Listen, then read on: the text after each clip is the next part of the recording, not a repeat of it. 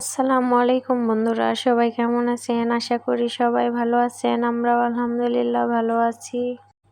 তো আবারও বরাবরের মতো আমার এই চ্যানেলে সবাইকে স্বাগত। আজকের ব্লগটা শুরু করেছি সকাল থেকে। তো নাস্তা করে আমার ছেলেকে স্কুলে দিয়ে পাঠাইছি। এখন আবার বিছানা গুছিয়ে নিলাম। আমি হালকা পাতলা নাস্তা করে নিছি। তো ঘরটা ঝাড়ু দিয়ে নিব। এত ঘরে কি পরিমাণ যে ময়লা হয় তা বলার মতো না। তো ঘরটা পরিষ্কার করে নিয়ে ঘরটা মুছবো। তো আমি এখানে হাত দিয়ে মুছি ঘর। আমাদের ঘরের ফ্লোরটা ফেটে গেছে মাঝখানে, খুবই খারাপ লাগে দেখতে। তো এরকম ভাড়া বাসায় থাকলে যে কত রকম প্রবলেমে পড়া লাগে তা এখন বুঝতে পারছি। তো বাড়িওয়ালাকে বলবো আর বলা হচ্ছিল না।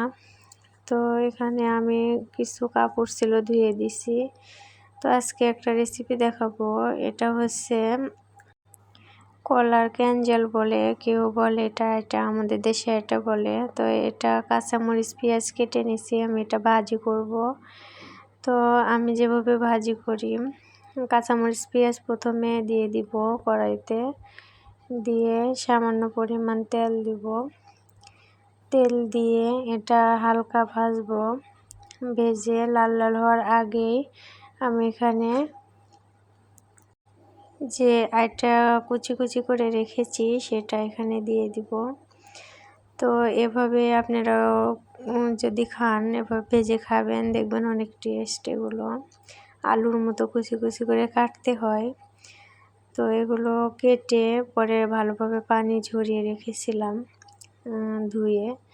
তো এখন সেগুলো দিয়ে দিচ্ছি। এখানে সামান্য পরিমাণ লবণ, হলুদ এবং জিরা গুঁড়া দিয়ে নাড়াচাড়া করব। তো এটা নাড়াচাড়া করে পানি দেওয়া যাবে না, হালকা সেটা এভাবে নাড়াচাড়া দিয়ে ভাজতে হবে। তো বারবার ঢাকনা দিয়ে রেখে আবার বারবার ঢাকনা খুলে এটা ভালোভাবে নাড়াচাড়া দিতে হবে। তো এরকমভাবে নাড়াচাড়া দিতে দিতে একা এটা সিদ্ধ হয়ে অল্প হয়ে আসবে। তো এই তো আমার রেডি আটা ভাজি, সাথে আজকে থাকছে মাছের ঝোল। তো আজকের ভিডিওটি এই পর্যন্তই। আল্লাহ হাফেজ।